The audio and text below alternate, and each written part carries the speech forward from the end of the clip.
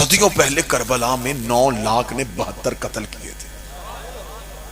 आज 3 करोड़ कह रहा है कि मैंने करबला जाना है। मेरी दुआ है कि मेरा मालिक किसी भी साइल को रुके ना, जिसे हुसैन ने बुला लिया वो जरूर जाएगा। यहां तो अब तो सिर्फ चंद साजिशें और चंद धमकियां दी गई हैं ना। जब बाजू कट रहे थे, जब हाथ कट रहे थे, लोग तो तब भी करबला जा रहे थे। जब मतवक्कल का दौर आया था और उसने कहा था कि अगर क्या है, लोग क्यों करबला की तरफ जाते हैं, यह बासी बादशाह था, यह बहुत मलऊन था, जालिम था। उसे उसके वुज़रा ने बताया कि हुसैन की करबला की ज़ियारत नहीं रुक रही। इसने कहा क्यों नहीं रुक रही? उसने कहा जी हुसैन की आशिकी पड़े। इसने कहा इतना टैक्स लगा दो कि कोई हुसैन की ज़ियारत के लिए जाए ना। मैं सत्र में सैयद आपके लिए पढ़ने लगा हूं, अंदर से यूं तमन्ना तड़पेगी। जब उसने बहुत ज्यादा टैक्स लगा दिया और ऐलान हो गया कि अब जो करबला जाना चाहेगा इतना टैक्स देगा तो करबला जाएगा।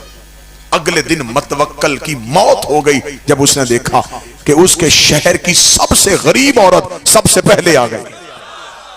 और उसने आगे जो जुमला कहा वो जुमला तुम्हारे अकीदों के लिए। उसने मतवक्कल के दरबार में आके कहा मैंने सुना है कि ज़ियारत सस्ती हो गई है। उसने कहा बुढ़िया टैक्स लग गया है। उसने यूं ही जल्दी से चादर का पल्लू खोला, खोल के यूं दिनार निकाले, ये पकड़ जाऊं।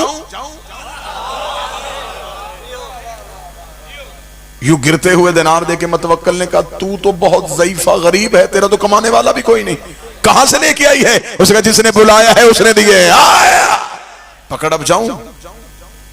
इसे कहा रुक, अभी करबला नहीं जाना।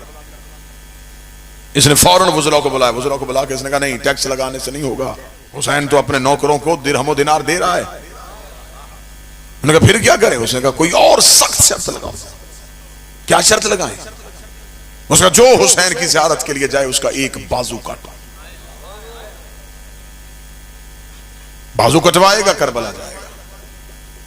अगले दिन जब साइलों के दरबार में आने का वक्त हुआ, क्या मतवक्कल साइलों को सुनेगा तो वही बुढ़िया। अब देखिएगा, जुमला सुनिएगा, अकीदत देखिएगा। वही बुढ़िया अपना दायां हाथ सर पे रख के मतवक्कल के दरबार में। मतवक्कल ने कहा बुढ़िया अब क्यों आई है? उसने कहा मैंने सुना है ज़ियारत मुफ्त हो गई है। बाजू कटवा रहा है ना, कटवाने आई। उसने कहा मैंने काटना है, तूने सर पे क्यों रखना है? ओ क्या कहने अली वालों, हुसैन के आशिकों। बुढ़िया देखा दी अब ये मेरा नहीं हुसैन का हो गया। जो चीज हुसैन की हो जाए वो सर पे रखी जाती है। अब ये बाजू मेरा नहीं है, ये हुसैन का है, जल्दी काट, करबला जाने दे। उसका अभी का भी असूल बदल देते हैं, फिर एक बाजू नहीं 2। बुढ़िया ने कहा दोनों काट। उसका पांव भी कटेंगे। उसका दोनों काट। मतवक्कल ने कहा मैं इसी बुढ़िया को ऐसा इबरत का निशान बना दूंगा, फिर दुनिया कोई ज़ियारत के लिए जाने के लिए सोचेगा भी नहीं। ये बुढ़िया क्या समझती है कि मैं इसके इश्क के आगे हार जाऊंगा? इसने कहा अभी इस बुढ़िया के बाजू भी काटते हैं, इसके पांव भी काटते हैं, फिर देखते हैं ये ज़ियारत के लिए कैसे जाएगी। मतवक्कल अपने महल के बाहर मीनार पे खड़ा हो गया।